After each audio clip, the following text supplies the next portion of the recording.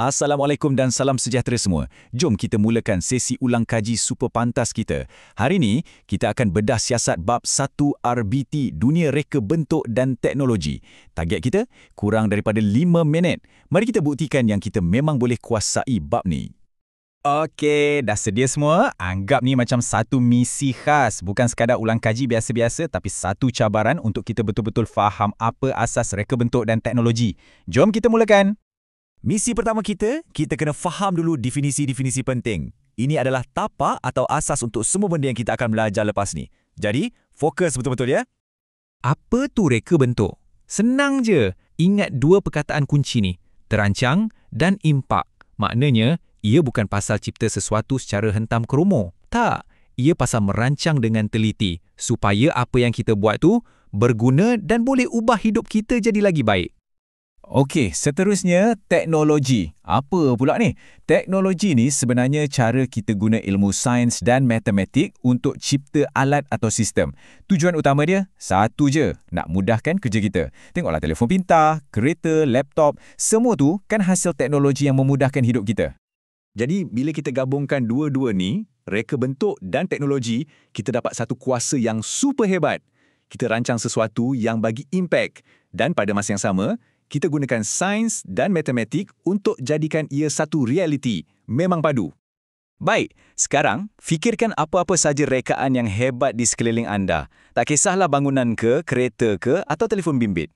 Semua benda ni dibina atas dua perkara asas. Tolong ingat dua perkataan ni, elemen dan prinsip. Apa beza dua ni? Jom kita tengok.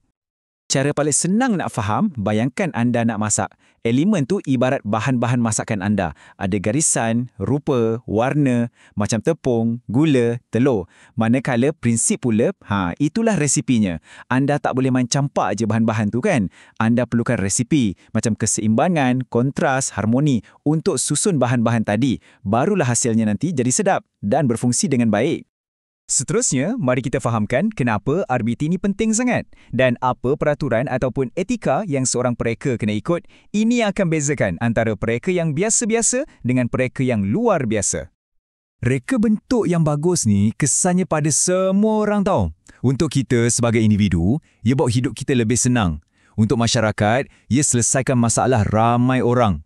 Dan untuk negara, ia boleh pacu ekonomi dan inovasi. Nampak tak? Kesannya tu sangat-sangat besar. Jadi ingat pesan ya, jadi seorang pereka bukan setakat nak jadi kreatif je. Anda juga kena ada tanggungjawab. Sebab apa yang anda cipta tu nanti, ramai orang akan guna. Jadi ia mestilah dibuat dengan cara yang betul dan beretika.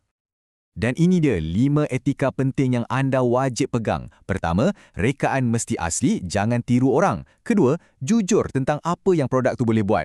Ketiga, ia mestilah bermanfaat, bukan membazir. Keempat, mesra alam. Dan yang paling penting sekali, yang kelima, ia mesti selamat digunakan. Ingat ya, 5-5 ni. Okey, kita teruskan ke bahagian seterusnya. Ini satu lagi konsep yang sangat penting dan selalunya keluar dalam ujian. Apa beza antara invensi dengan inovasi? Tolong bezakan dua benda ni betul-betul. Invensi maksudnya kita cipta sesuatu yang betul-betul baru, yang tak pernah ada pun sebelum ni.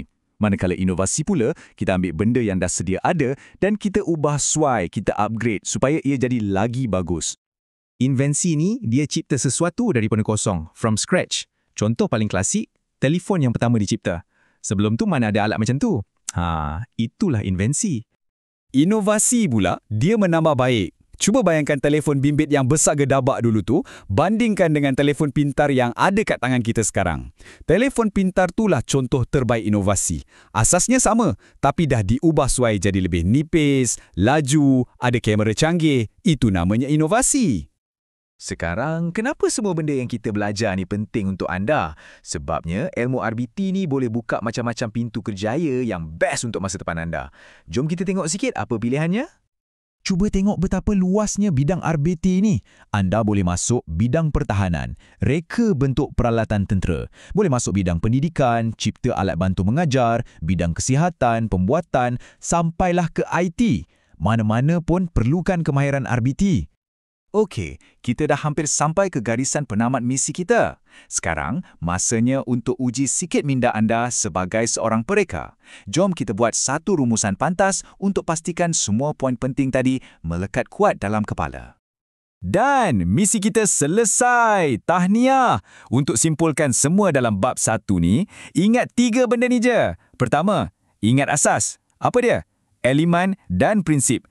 Kedua, faham tujuan, kenapa kita mereka bentuk dan apa etika di sebaliknya.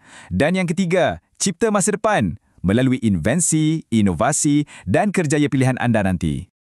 Okey, ini tugasan terakhir untuk anda. Jom buat sekarang. Pandang sekeliling anda. Pilih satu objek. Tak kisah, botol air ke, tertikus komputer ke, pen ke. Cuba kenal pasti, apa 2 elemen dan 2 prinsip reka bentuk yang ada pada objek tu.